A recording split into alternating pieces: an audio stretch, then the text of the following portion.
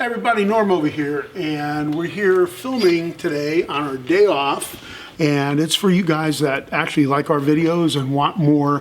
This is something that for the last almost 50 years, I've been kind of putting guitars away, stashing them, no rhyme or reason, but the ones that I felt were like really great examples, I kind of put some great stuff away.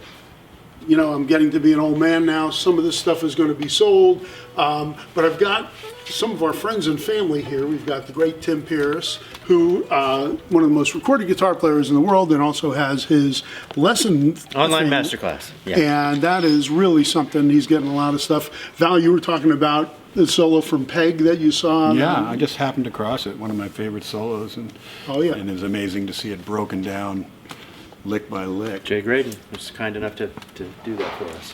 Jay's an old friend of ours, you know, and Jay is a fantastic bowler. I don't know if you know this. I went That to a makes sense. bowling alley. That makes sense. And I don't know what the thing was, but the guys at the store, we decided we were going to go bowling after the store.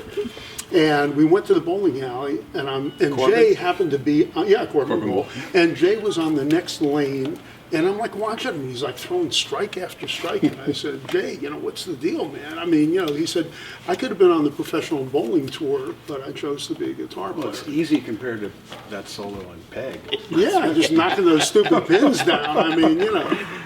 Which is more lucrative, professional bowling or professional guitar playing? That's a question right there. Yeah, In his case, I think it was music. Yeah, he made the right choice. It's songwriting for him, actually. Anyway. Yeah. After the Love Is Gone, one of my favorites. Turn Your Love Around. Wow. A lot You of wrote that great too? stuff. Yeah. Great. Steve Good Lukather. George, man. Yeah. Very cool. So we have the great Tim Pierce. We got the great Val McCallum from the Jackson Browne Band, my favorite local band, Jack Shit. You know, actually my two favorite local bands, that and the Dirty Knobs, you know, with Mike Campbell and Jason Sine. And then we got the great Mark Agnesi, who is, you know, Making everyone jealous over here. trying to keep him captive, you know, on his rare guitars and all that. We got Jen filming. And so should we talk a little bit about some of these guitars? This guitar, what's kind of very unusual, this is a late 60s Gibson Crest. And this was all rosewood, Brazilian rosewood, by the way. And it's sort of like the 330 type scale. It's got two floating pickups, so they're not kind of built into the face of the guitar. Very unusual guitar with a wood pick guard. They wanted to do something where it was all wood, you know, not a lot of plastic on the guitar other than some of the bindings. So it's like a Johnny Smith and a 330. But it's not a signature guitar. But it's, not a signature guitar. But this one kind of is in a way, because I got this guitar from my old friend J.J. Cale. And this is a picture of J.J. with me and my buddy Danny back in the day when I got the guitar. And over the years, I did a lot of business with JJ, and he was a great guy. And one little story I was telling Tim before is, you know, I'm very involved with this thing, the Midnight Mission. It's a homeless charity in L.A. And JJ had called me, and he was like not about money or any of that kind of stuff. I mean, I sold him some nice guitars. Bursts and stuff, right? The Sunburst Les Paul and all that. And a lot of instruments. And one time he said, you know, I'm not really, you know, going out doing as much stuff as I was, and I'm going to, you know, sell some stuff, and I'm happy to give you first crack at the guitars that I bought from you. And he was really cool. He said, look, just, you know, give me a fair price and I'm cool with it. I don't need the money. He said, after midnight and, you know. Lay down Sally. Lay down Sally, all that kind of stuff. I mean, you know, he was Call doing me the very breeze. well. Cocaine, all those things. So he was doing very well. In fact, after midnight was on a couple commercials. Yeah. And he was just kind of raking it in. He said, I don't need the money. He's a very simple guy.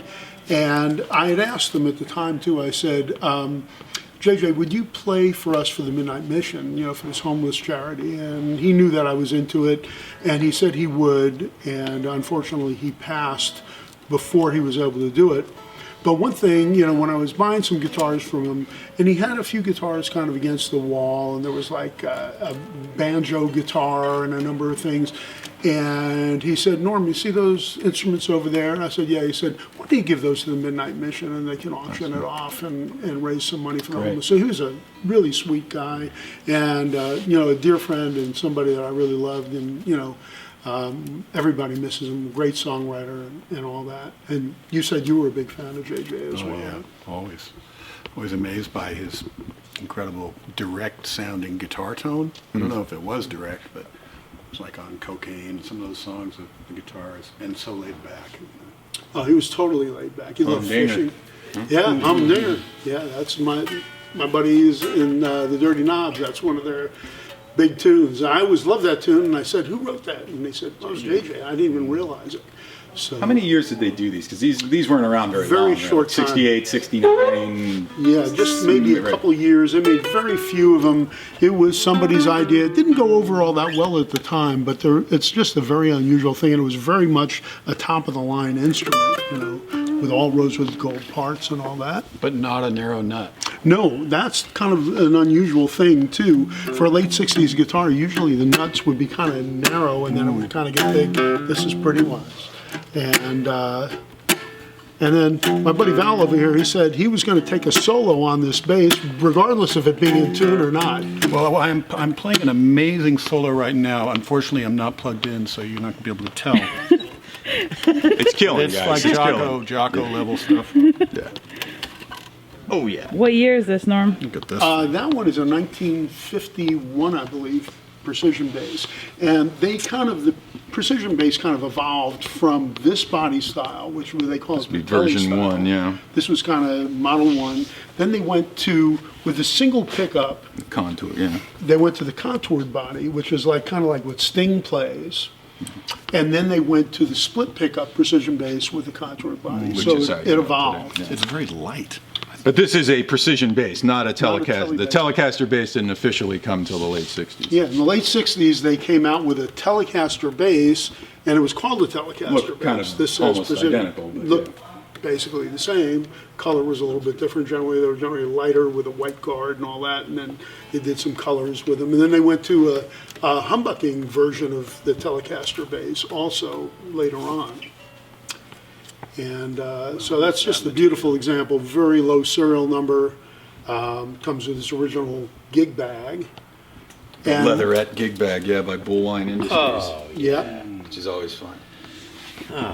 And speaking of Bowen Industries, I remember just a quick story. A buddy of mine, had called me and he said, I found out where Fender got all their cases from. And it was this place in Costa Mesa called Bowen Industries. And I said, cool. He said, listen, man, I went down there and I bought like tweed cases, brown cases, stuff. He said, I got everything I need. There's still loads of stuff. Why don't you contact them? So I contacted him. I went down there and I bought just a load of cases from tweed, black, white, brown, and those plastic cases that Sunglass they made case, yeah, in the export ones. mid 60s. While I was down there, I was talking to one of the guys, and the guy said, they used to send us instruments, and that's how we took the measurements and made the cases.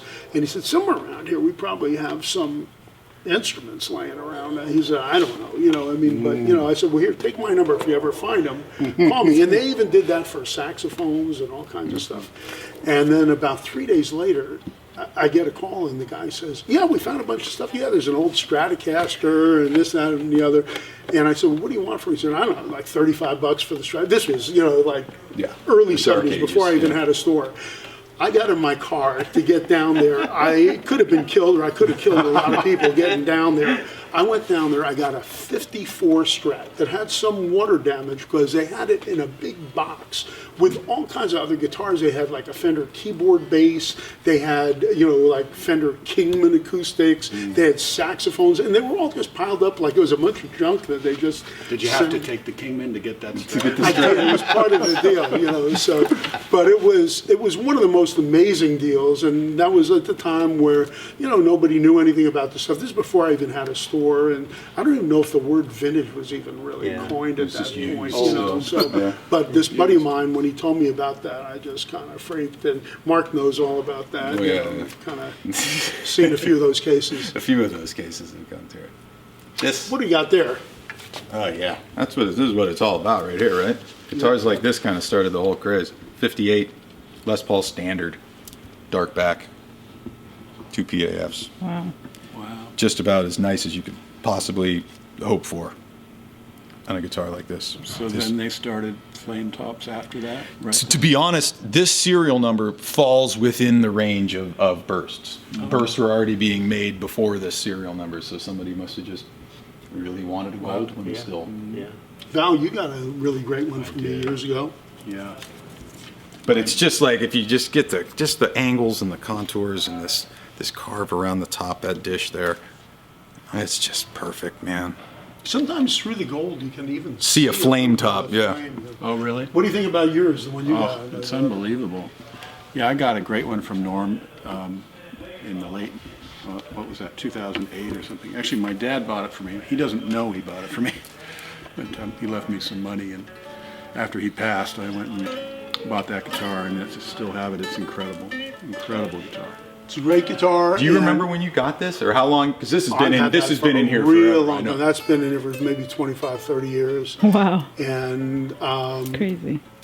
and just so you know, Val, we're having that. We'll give you your money back sale right now. So if you decide you want to unload that crappy gold top, you can sell it back to me. I bought it right before the crash, so I bought it and kind of watched it Dip a that, little bit, and then but It came back. it came back. the good always seems to rise to the top. Yeah. You bought a couple cool guitars for me recently too. Yeah, I that you couldn't use a lot. resist. I buy the players. I know there's three of them. The 62 Gibson ES 335, devalued with some modification. Fine with me. Microphones don't care. And they don't. Microphones don't care about refrets. Those are great tuners. No. And then, what is it, the J185? Yeah, that is like my favorite model Gibson acoustic Like the flat top. J100 a little bit? Yeah, Smaller it's body. smaller, Yeah. and it was kind of the predecessor to the Everly Brothers. I actually have a couple of them in the warehouse here that I've stashed over Does the it get a years. lot of use in Tim Pierce land? Well, the thing is, I've had it for 4 to 6 weeks, maybe I've had it. Yeah. And when I played it in your store, I thought, okay, this is going to be gone in 2 hours. I have to buy this, or it's And it gone would have forever. been because you broke about 3 or 4 people's hearts that came in later that afternoon that were coming And back. To every time I pick it up, it's like the music is playing me. Now, I don't say stuff like that, but if I just strum an A minor and a C on it, it's like I feel like I'm on a 60s record writing a great song. Wow. It really gives back more than I give it. It's And if you hit an E, yeah. And then the other you don't guitar. do that stuff like the flat fifths and raised ninths. No. and all I'm that. Majors and minors, I'm man. a That's all I know. 3/4 chord guy with the little extra stuff on the side. Don't believe it. He does it all. Both these guys, all three of these guys can do it all, but they prefer to play the true rock type stuff, that's straight ahead. Mark loves May I say what a some- great guitar player I think Mark is? It blows my mind every time you play. I appreciate Seriously. that. Yeah, I don't know anymore. I'll never be as good as I was just throws back when out I used to riffs. play. Yeah, that's not true. Norm, when did everybody? Do you remember when the Les Pauls became like the thing that everybody had to have? Well, you know what? Or like, I mean, obviously once the Clapton and Bloomfield and all those guys, the thing. But like you watch the prices go from $5,000 to hundreds of thousands I of watched them go dollars. from 800 800. bucks. When I was a kid in Miami, I guess it was Mike Bloomfield that kind of did it, and then Although Keith was the first guy that ever be Keith. televised playing a Sunburst, just so everybody were all on the same page But with I that. remember in Miami, there were a couple guys that had Sunburst Les Pauls, and they were about 800 bucks at the time. And everybody went, 800 bucks? Are you kidding me? 800 bucks for a guitar? You're out of your mind. And I didn't buy them then because I was scared to death at 800 bucks. Well, you were playing organ, right? I was a Hammond organ player, and I had a band with this guy, Bobby Caldwell. We had a nice band in Miami. We came out to LA, and I ended up buying like a black Les Paul custom in a pawn shop. And what ended up happening was, and the guitar player, Bobby, and this other guy, Bobby Jabbo, we had two guitar players that switched off from guitar and bass. They had an early 60s 335, and they were crazy about that guitar. And we'd go into the music stores in Miami, and they'd go, look at these late 60s, because it was in the late 60s how the necks aren't quite the same, and pickups don't quite sound the same and all that. And they kind of pointed out to me that these old guitars are really cool. So kind of by accident, and I ended up buying a few old guitars, an old jazz bass, and an old L5, and a few other guitars, and I started really realizing how good these old guitars were. Yeah. And, Gibson, they were, in a lot of the companies, they were kind of figuring out, we could save, $1 if we do this, and we could save 50 cents if we do that. And when they started doing all that, all those little things kind of made those guitars less desirable to the guys that were really in the know. Yeah. So it was kind of a about getting it- inside. Getting it new right, guys. right the first time, Right? man. Gibson usually takes a year. The first year of Gibson stuff, they normally always like, and then by second year, it's like, oh yeah, Yeah. you got it right. Leo always seems to get it right out of the chute. But they finally figured out how to make tuners, self-tuning tuners. I mean, thank God for that. Thank God. Oh yeah, that was a good idea. Yeah. You have a bunch of those. You put those on your gold top. Yeah, you gotta have it. Yeah.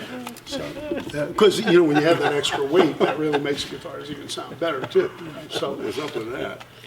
but all I can say is thank you guys for watching. I really appreciate you guys watching all our videos, all our nonsense. And these guys are like our extended family in here, and I'm proud to have these guys be involved with this. And I can't thank you enough for coming in. Oh, this is a treat. And that solo was amazing. I mean, I can kind of hear it. Right? Maybe we can reamp it later or something. Yeah. Post. We'll do it. She got it. Her camera picked it up. I got it. All right. Well, you're right here at the warehouse treasure hunt. And thank you guys for watching. And stay tuned for more episodes. Love you all. Thank you, brothers, for coming in and doing this. Peace.